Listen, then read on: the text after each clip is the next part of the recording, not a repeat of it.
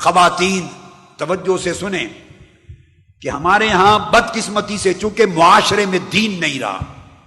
ماں باپ تک اپنی اولاد کو دین کی تعلیم دینے سے قاصر ہو گئے،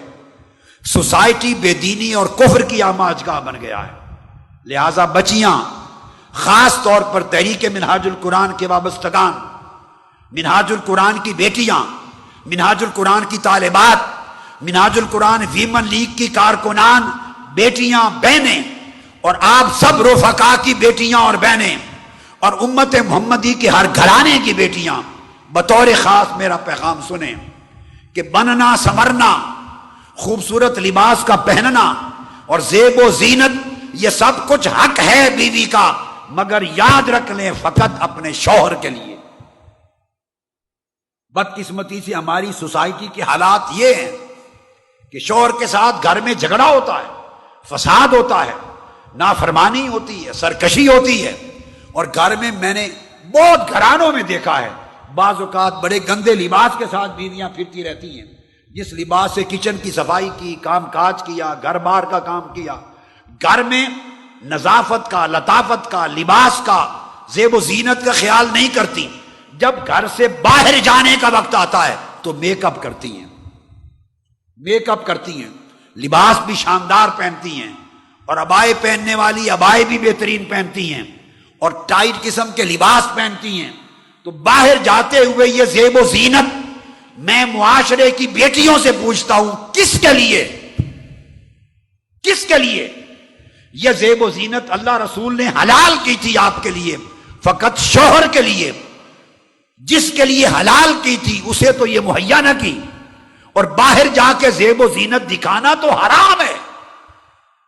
دوزخ خریدنا ہے، جہنم کی آگ خریدنا ہے۔ لہذا میں پورے معاشرے کی بہنوں بیٹیوں کو یہ تلقین کر رہا ہوں کہ خدا کے لیے اس جھوٹی زیب و زینت کی وجہ سے اپنے لیے دوزخ نہ خریدیں، اور جو منہاج القرآن کی بیٹیاں، ویمن لیگ کی بیٹیاں، طالبات، وہ اپنی زندگیوں کو اس طرح سنواریں کہ ان کے لیے خواہ وہ مشن کا کام کر رہی ہیں، خواہ وہ تنظیمات میں کام کر رہی ہیں، ان کے لیے طریقہ ہونا چاہیے کہ اپنی خوبصورتی کو محفوظ رکھیں شوہروں کے لیے، اپنی زیب و زینت کو محفوظ رکھیں شوہروں کے لیے، اور جب باہر جائیں تو عبائے ٹائٹ نہ سلوائیں، لباس ٹائٹ نہ سلوائیں کہ جسم کے اعضاء کا اندازہ ہو سکے، یہ حرام ہے، یہ دوزخ کی خریداری ہے۔ اب آج کل نوجوان بچیوں میں رجحان ہو گیا آئی بروز کی پلکنگ کروانے کا۔ صحیح بخاری اور صحیح مسلم میں آقا علیہ السلام نے آئی بروز کی پلکنگ کو حرام قرار دیا اور فرمایا اللہ کی لعنت ہے ان پر جو پلکنگ کرواتی ہیں آئی بروز کی۔ ہم کس طرف چل پڑے؟ جس گھر کا دیکھو گھر برباد ہوا پڑا ہے، جدھر نگاہ اٹھاؤ ماں باپ گنگے بن گئے ہیں،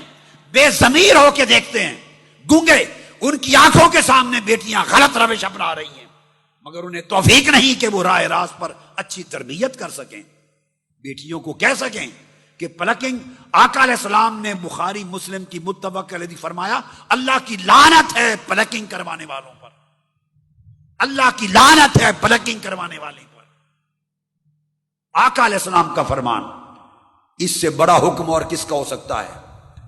زیب و زینت شریعت کے دائرے میں ہونی چاہیے، لباس شریفانہ ہونا چاہیے، نہ عبائے تنگ ہوں، نہ لباس تنگ ہوں، اور جو حجاب وغیرہ ہیں وہ چھوٹے نہ ہوں، سکارف بڑے سائز کے ہوں جن سے سینہ بھی ڈھپے، بڑے سائز کے لباس، بڑے سائز کے سکارف ہونے چاہیے،